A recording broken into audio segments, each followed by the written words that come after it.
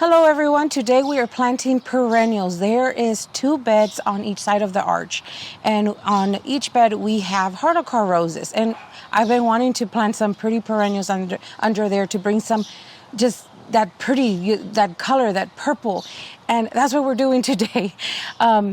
We already did plant a few. Let me show you before I start bringing out all the plants. So just a little while ago, Ambrose went ahead and planted a Brother Gadfield rose in this area right here. We've had Brother Gadfield for a very long time. It's a pink rose. So it's in already. If you want to see how to plant roses, we have other videos y'all can go check out on how to plant the roses. So right here in the front, I started with wanting to have just purple, all with hardcore. But of course, our girls wanted to see more color. They wanted to see white with it. So I'll show you in a little bit what I'm going to add. But we went ahead and put cat's pajamas. There's one right here that one of our oldest daughter started to pull out from another area of the garden. Last year we planted. I wanted to see how it was going to do here in the climate, and it does wonderful. We went with, I think the variety is called cat pajamas, it's cat mint, and it did wonderful. It came back for us. It's hardy zones from, I think if I'm correct, it's a 3 to 8. Yes. And it came back for us. We are between 8 and 9. It did wonderful. So she brought them out. She filled in a few other areas on this side too. There's another one here. But I also had another plant called a serendipity. I can't say the word. Serendipity alliums. Serendipity alliums. And those we brought from our old garden in Virginia, our past garden. And I wanted to know how they were going to do here too. So we had them in the same area. My daughter brought out transplanted the cat pajamas from. And this one here, serendipity, which I don't know why I can't say today. It's been there since last year. It hasn't flowered, any of them. We moved these again. There's another one here, and there's another one there that I by accident ripped out right now when we were just kind of clearing out the bed by accident. And we have another one over there. I hope I didn't damage anything because the roots were already taken. But anyways, because I'm just rambling, let's go ahead and show you what we're going to add to the beds. So, like I said, I'm going with cat pajamas. It's cat mint. Thought we'll start putting some more purple in the beds. And then, let's pick this one. My girls and Ambrose have been wanting Shasta daisies. So these are called Amazing Daisies, Daisy May. And I'm trying to see So these are like about 1.5 feet in both ways, height, and they spread that much, as well as a cat pajamas. And I'm trying to see how cold hardy they are, because I think it's very important here in San Antonio. They're 5 to 9. And the reason I'm talking about cold hardiness is because we've had some cold, there is freezes here in San Antonio.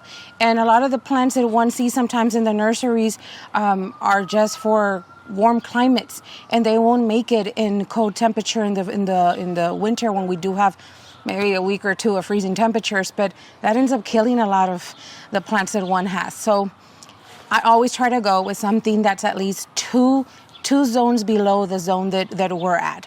So that's what I'm doing. I'm picking out plants that will, no matter what kind of weather we have in our winters, they'll still make it. So now we're going to place them in. I've had them sitting here for like 2 weeks now, and I've been dying to come out here and plant them. So I'm so happy that I'm finally going to just go ahead and plant them in. But as always, when it gets real, we need to figure out, because we end up changing plants sometimes. So I just want to make sure that I know where I exactly want them.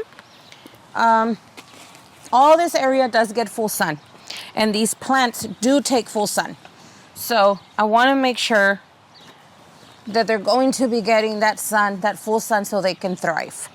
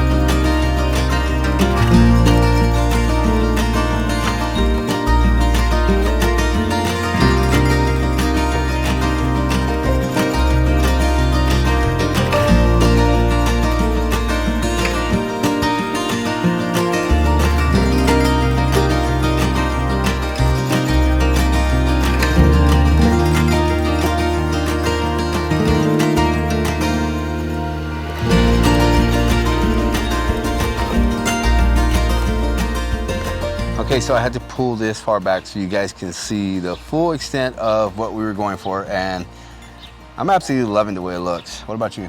I love it. Yeah? I love it so much. I see purple everywhere. Look at that cat mint pajamas. Isn't that stunning? The truth is, and I could have just gone with the cat mint, all purple. Just lay it all out in purple and I would have been happy. Once the roses start to bloom again in pink, it's just gonna be so pretty. So move this way. I'm very, very happy with this. So we went ahead, I'm gonna talk a little bit about what we put in there. We went ahead and put inside before planting Biotone. It's a root starter. So that's gonna get them going right now. A good start for the roots. And then let me do this on camera. I'm about to forget, and this is important. So I'm going to go ahead and use Flower Tone. This is a slow release fertilizer from Espoma Organic. And this will keep them going the whole month. So once a month, you want to go ahead and feed them with a slow release like Flower Tone. So that's what I'm doing right now. I can't believe I was about to forget. These plants should be doing really, really well through the whole growing season here. So let's go ahead and give them some of this. I go ahead and scratch a little bit in there, the soil, just so they can go ahead, and once they get watered, it goes in there. The fertilizer, the slow release. So yeah, you want to give them that. So let's talk a little bit about why we still gotta mulch. But let's talk about why we picked these plants, why I went with cat pajamas. Let's talk about that one first. I went with cat pajamas because I wanted to see purple. I wanted to see something beautiful against going with back with the pink. But I also wanted a perennial, something that was going to come back. I didn't have to worry about if we got a freeze. Both plants, the Shasta Daisies, we got them because of that reason. They're cold hardy here. We are between an 8 and a 9. I explained a little bit in the beginning. The cat mint is down to cold hardy to a 3, and the Shasta Daisies are cold hardy to a 5. There is no way that they'll freeze here in San Antonio, Texas, because like I said again, we're between 8 and 9 gardening zone. So I always try to go down below at least 2 zones when I add plants in the garden. I try my best to do that. What else? They'll keep flowering all the way from planting to frost. Cat pajamas, we had it here last year, and we had it on another section of the garden, and it actually bloomed all the way to winter. I think the last 2 weeks around there of winter, we had a cold, we did have a freeze, and it stopped blooming just for that short period of time, but then as soon as the freezing temperatures were gone, we had cat pajamas again blooming, and it always stayed green. So that's a big plus. It works like an evergreen here for us, and it smells so good. So plus is if we have little kitties visit the garden from the neighborhood, I'll be good with that too. The Shasta Daisies. Shasta Daisies are amazing too. They'll be doing well through the whole summer, the heat. They actually do really well here in San Antonio. These 2 plants will also provide a lot of flower for the pollinators, for them to come and feed. We already have a few of those beautiful hummingbirds coming around, a few butterflies, and the bees just go crazy for both. So we'll have that too in the garden. You don't have to deadhead them if you don't want to. They deadhead on their own. The Shasta Daisies, you can give them a little help if you want to, but they don't need to be deadheaded. This variety, it falls off on their own bed, deadhead on their own bed. If you want to, it'll be a good help for them either way. They're watering, average water. They both take average water, and they can take the heat. I don't know what else to say. They're just great plants for here. I think they're gonna be amazing and do a lot for the hot months. I'm looking at something right now, so I want to bring y'all over here because I have a few other plants in here, and I don't want to forget before we close up the video. So I do have a salvia in here, and I'm planning to add maybe a few more. This is one of my favorite salvias. It's pink perfusion salvia, and this salvia was the first salvia to bloom in a garden. We have a few salvias in the garden, and that was the very first one. I love the color to that one. I know there's from same variety. I think they made it a little bigger. So I'm on the look for that one. And like I said, we have the Serendipity alliums in the ground. I'm hoping those do something as well. That would be great.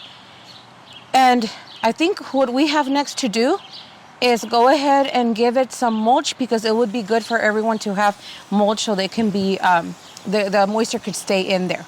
We hope that you enjoy the video today, and maybe you got an idea from something that we did here, a bit of inspiration. If you are enjoying our videos, go ahead and like, share, and subscribe. Go ahead and support our channel so we can keep on doing more of these videos. They're a lot of fun, and we hope that you guys are enjoying them. Goodbye.